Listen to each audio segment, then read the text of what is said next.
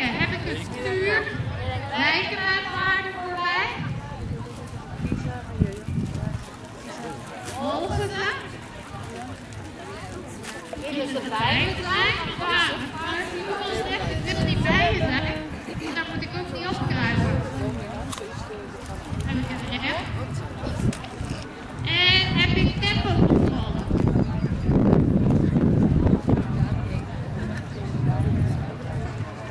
Ja. Dus al die dingetjes wil ik heel graag hebben bij mijn paarden. En dit zijn jonge paarden, aan deze kant. En die kan je dus op de grond al heel veel basis meegeven dat later werkt voor je rijden. Ik ga nu een muziekje laten opzetten en dan ga ik mijn paarden voorbereiden op de grond. En dan ga ik dat voortzetten in het zadel. En dan wil ik jullie vragen om heel goed te kijken naar mijn lichaamstaal.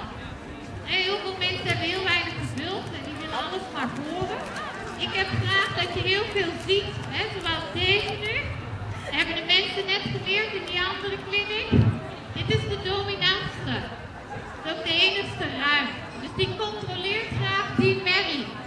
Als er 2 paarden weglopen, zijn het altijd die. Omdat die ruim zegt van, ja, ik neem jou mee, jij bent mijn merrie. Dus leer dat soort dingen herkennen. En daarna gaan we het daar eens over hebben, over wat jullie allemaal gezien hebben. Oké, dan mag de muziek gestart worden.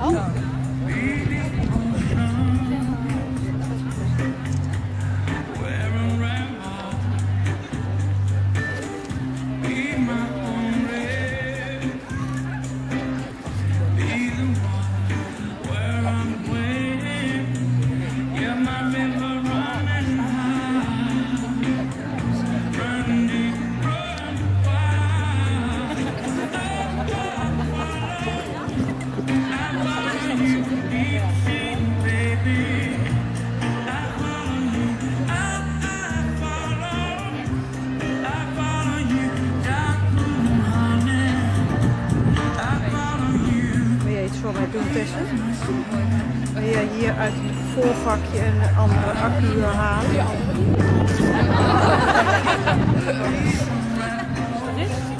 Ja.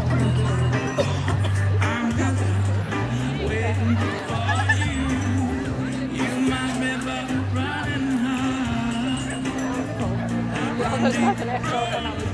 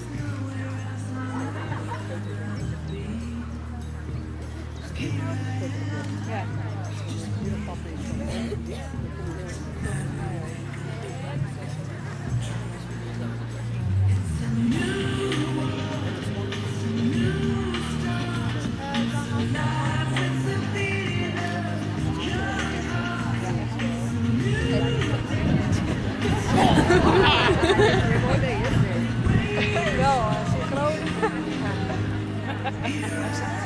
Ja, hij is aan staan. Ja, hij is echt braaf.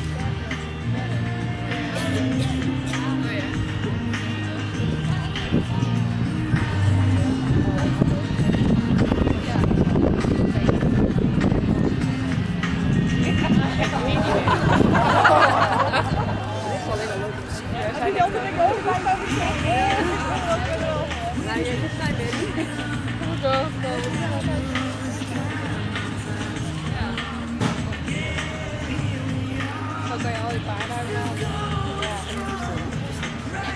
Ja. Want die ene is wel aan het testen, maar die is best wel volgzaam ook. Ja. Nou, zie je.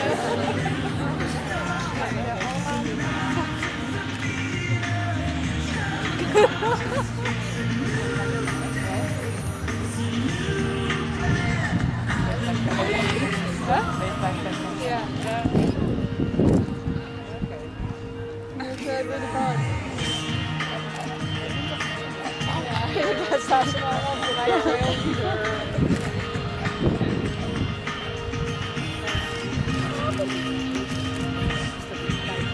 Ik denk dat jij zo... Ja.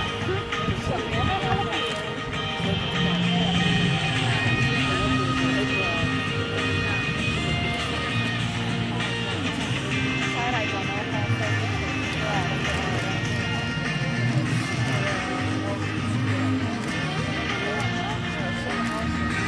Heel cool te kijken. Ja, dat is wel. Ja. En Leo of zo.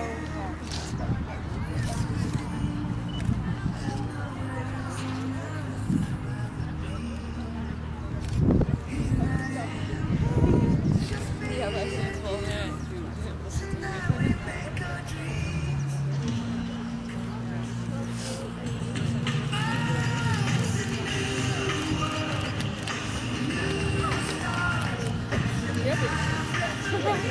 Nee, dat is op jou. Ja, dank je.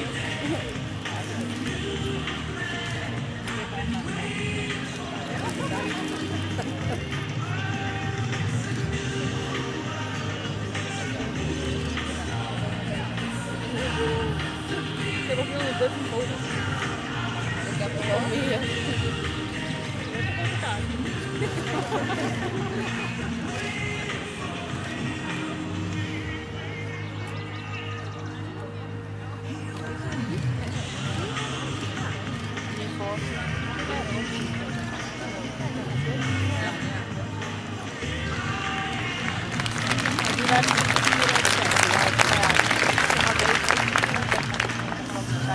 Jonge paarden.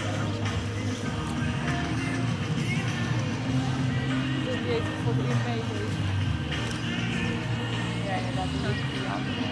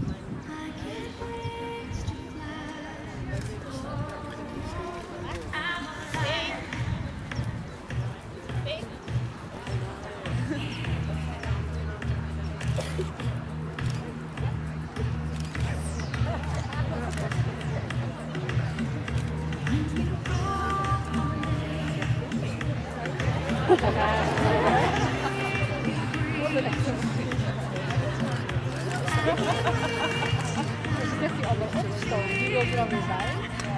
Ja, neemt jou weer aan. Ja. Ja,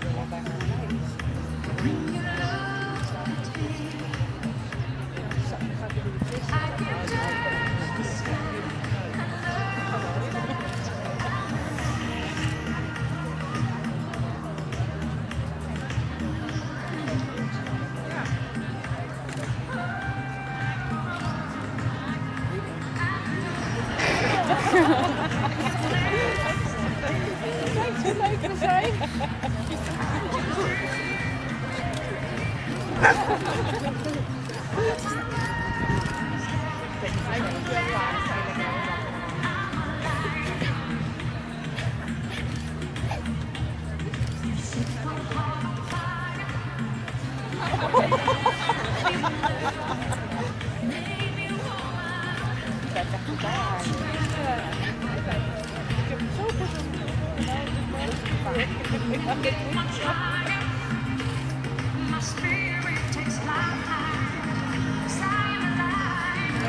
heel goed met dragen.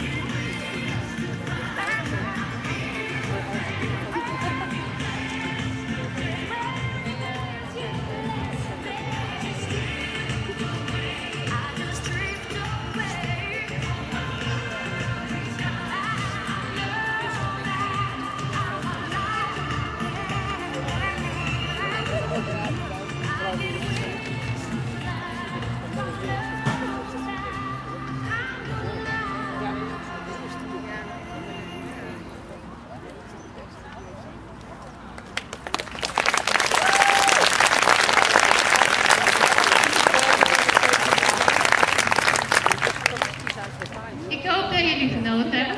Ik in ieder geval heel veel. En dat is waar het om gaat. Plezier hebben met je paard. Maar niet vergeten dat we met een vluchtdier werken dat 500-600 kilo kan wegen. En dus het is wel heel belangrijk dat je heel consequent bent en richtlijnen aan je paard geeft. Zoals nu, ik voel haar duwen in mijn ruimte, dan stop ik en dan zeg ik, hé, vlucht naar achter en dan ontspan ik weer. En dat heb ik net in de andere kliniek uitgelegd. Dat moet ik niet bij haar doen, want zij is een heel gevoelig paardje. Deze wel, want die drinkt zich heel de tijd op. Als ik mijn paarden fluit op de wei, dan komt zij in volle galop op me af en ze stopt zo'n stukje van mijn neus. Ja, hier ben ik. Wat gaan we doen? Dat is leuk, maar dat soort type paarden zijn ook moeilijker om te stoppen in het zadel. Dus die moet je wel goed corrigeren. Dit paard is eerder een speels type paard. Soms rent hij ook wel weg omdat hij het allemaal wat spannend vindt en wat twijfelt. Maar ook heel vaak op het minste, wat ga je ermee doen?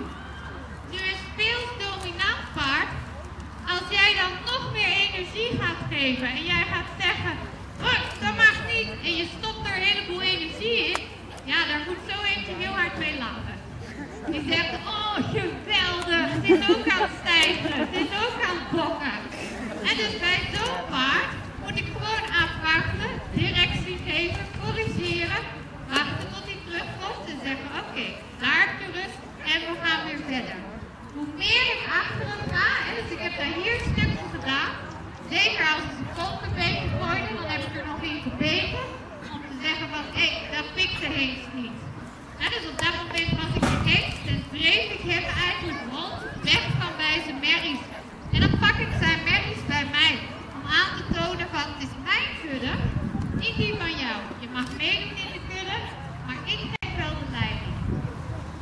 Nou, doordat je heel consequent wordt, gaan de paarden je ook heel graag zien. Het paard is een kuddedier, die heeft een bepaalde hiërarchie nodig. Die wil graag weten, wie gaat mij helpen? Wie houdt mij veilig? Wie geeft mij of leidt de weg naar het eten? Wie leidt de weg naar het water? Wie gaat voeding maken in de kudde? Daar hebben we het net over gehad. Je kan je paard te hard of te zacht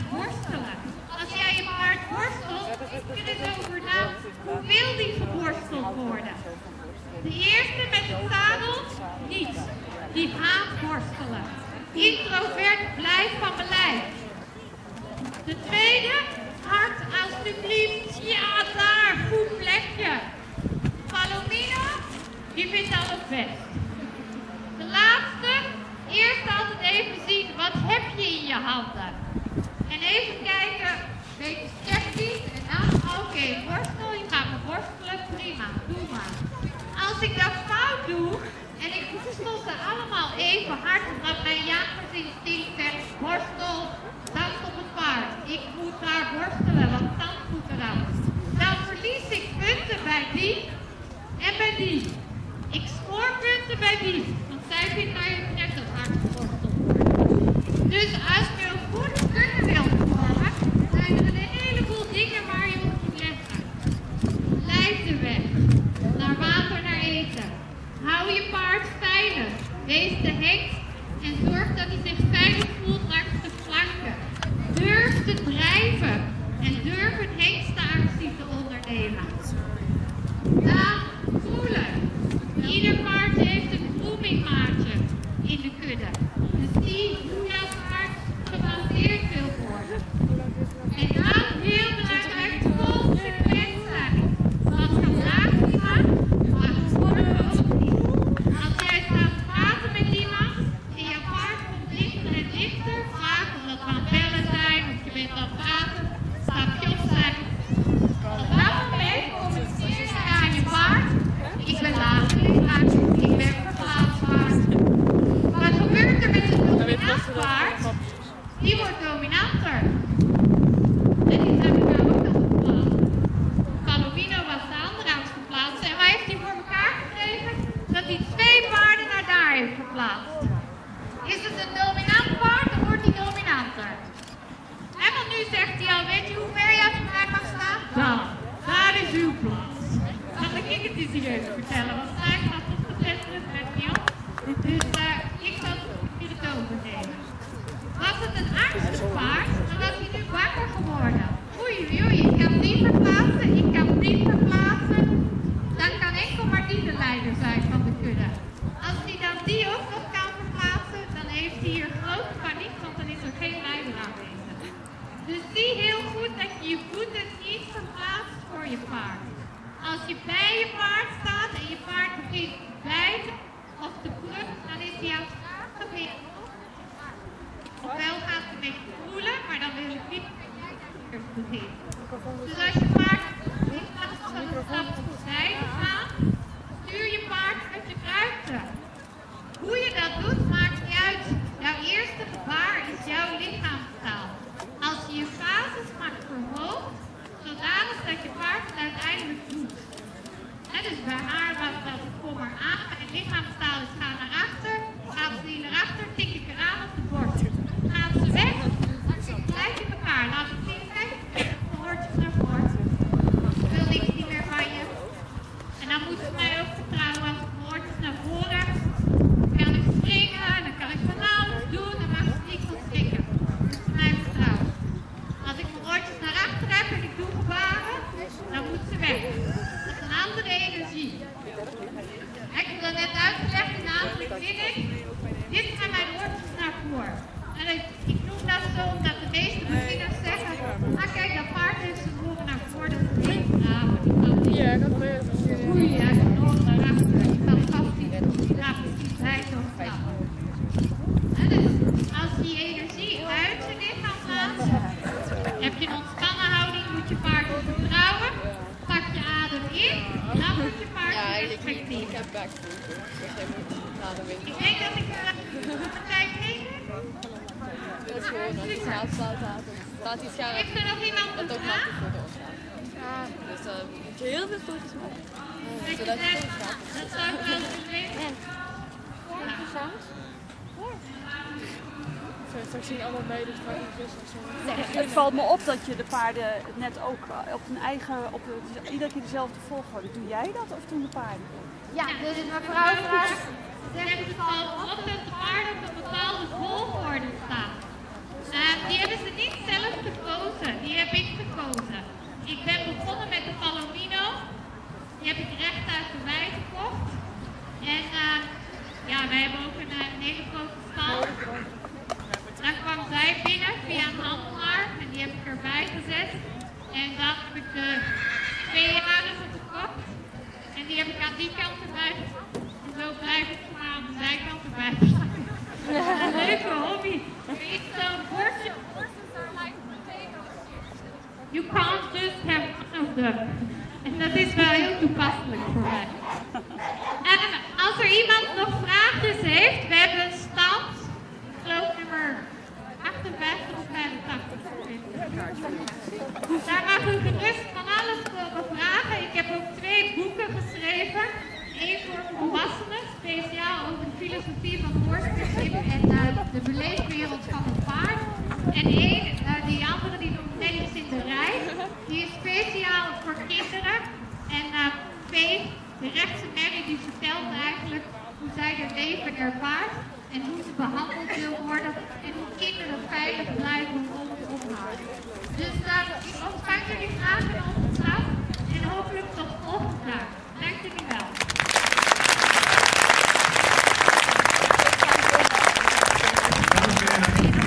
Een geweldig applaus voor Two Lazy Seven Ranch.